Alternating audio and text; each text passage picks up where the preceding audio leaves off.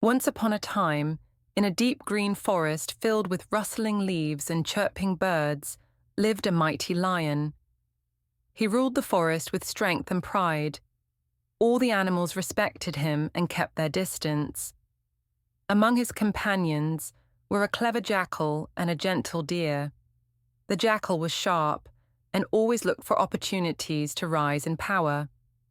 The deer, on the other hand, was kind and trusting, never suspecting harm from anyone.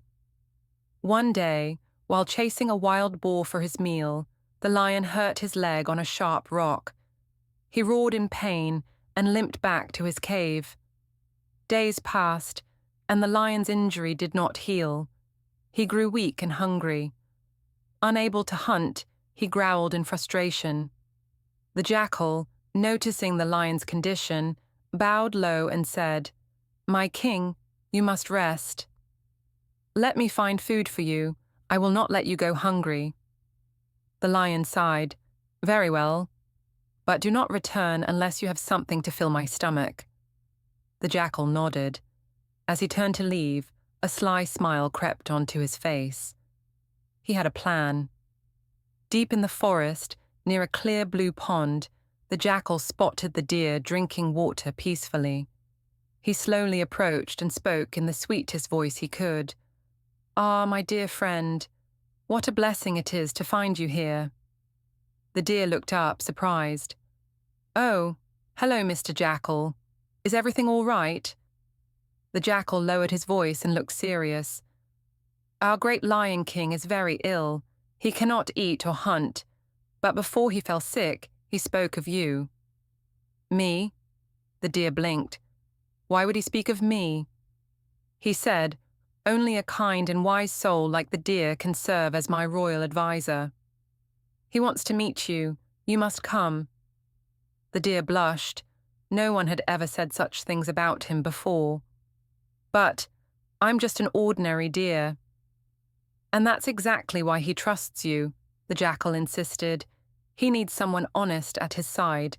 Please come. This is a great honor." The deer hesitated, but finally nodded. "All right. If the king wishes to see me, I shall go." As they reached the lion's cave, the forest grew darker and quieter. The jackal whispered, "Please enter slowly. The king is in pain, and we must not disturb him too much." The deer stepped carefully inside. He saw the lion lying in the shadows, breathing heavily.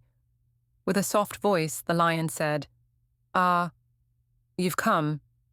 Kind deer, I heard of your gentle heart." The deer bowed. "I am honored, Your Majesty." But the moment the deer lowered his head, the lion's eyes widened and his muscles tensed.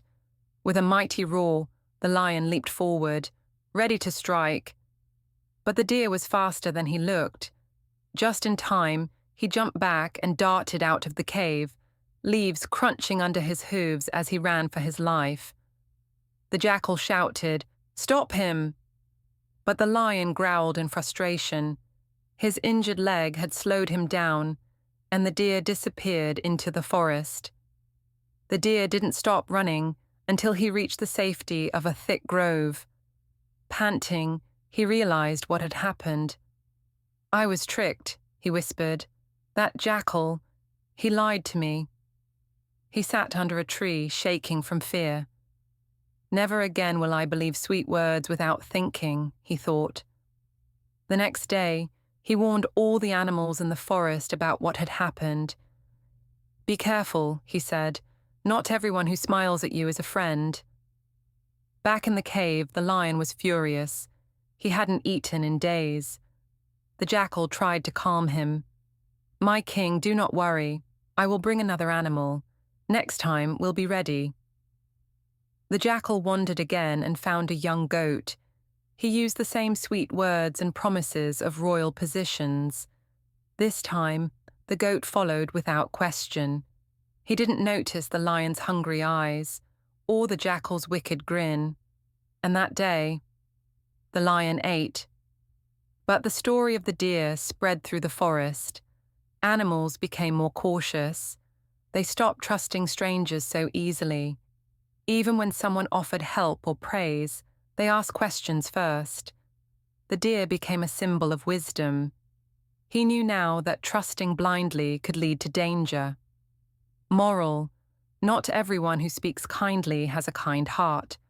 Some hide their true intentions behind sweet words.